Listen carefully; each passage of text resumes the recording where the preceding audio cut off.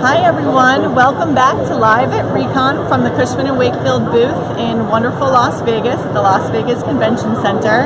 I'm Alana Leffler, leading retail marketing for Retail Services of North America, and with me today is RickLatella, Executive Managing Director, Evaluation and Advisory, and also Practice Group Leader for Retail. Hey Rick, how are you doing? I'm good, Alana, thank you. Great. This is a wonderful event. It's my 27th ICSC, and they seem to get better every time. And I love the fact that we have so much real estate here, at, front and center, really main and main. I've been coming at it, as I mentioned, for 27 years, and I look way back on how we evolved when we started really with a little tiny booth in the back of one of the halls, and nobody really knew who we were. We were not on the retail map whatsoever.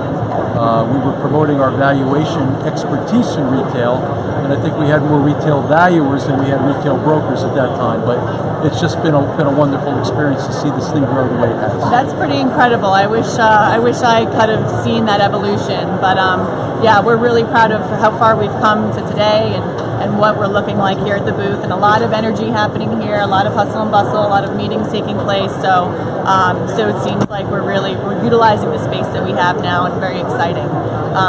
So one fun fact I just have to say is that I know your license plate of your car says Mall Man. Do you want to explain what Mall Man means?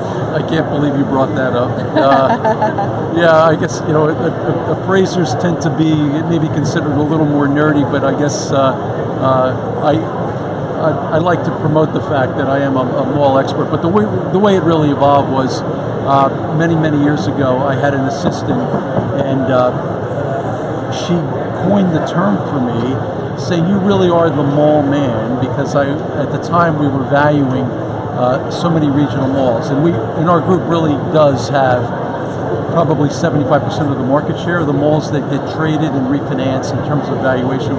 We'll look at between 200 and 250 malls a year. Wow. Considering that there's about 1,100 in existence, that's about 25% of the stock annually.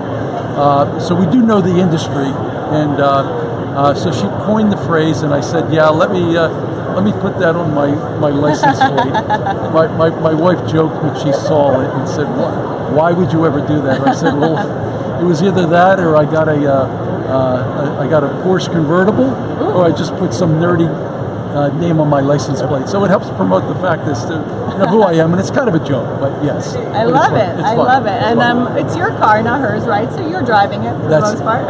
That's right. Well, I'm sure even more so than before, but so we're going to talk about the repurposing of big box and what that means for owners and lenders in the market. Want to talk about that? So there's a lot of retail headwind discussion today about what's happening with real estate, about malls, about the country being overmalled and overstored. But the good operators are finding ways to repurpose big boxes, and we just came out of a meeting with Talman. We'll be meeting with General Growth and CBL and all the big major REITs, and every one of them has a plan or a program in place for getting these large box stores back, primarily department stores. They're really finding it to be an accretive way of growing the value of their properties today. The industry has evolved so much. The department store was the center of retail back in the 50s and 60s. Every major city had an iconic department store brand downtown. They moved to the suburbs. They followed the rooftops. They built these large enclosed malls around the department stores. But this is just a natural evolution of a new product type. So the malls today are finding to stay relevant, and we really do need to repurpose. And the opportunities are almost endless what they can do with the space. Right. So what are you seeing that they are doing with the space in terms of repurposing? What types of tenants are coming in now, or what are they using that space for? Well, it's a variety of people, but one of the big users has been somebody like Dick's Sporting Goods. They'll come in and they'll take a big chunk of the space, or some of the traditional like Forever 21, H&M. But then we'll see things like we were just working on a project down in San Antonio where they're bringing in an old Josky's department store space, Legoland, and an aquarium.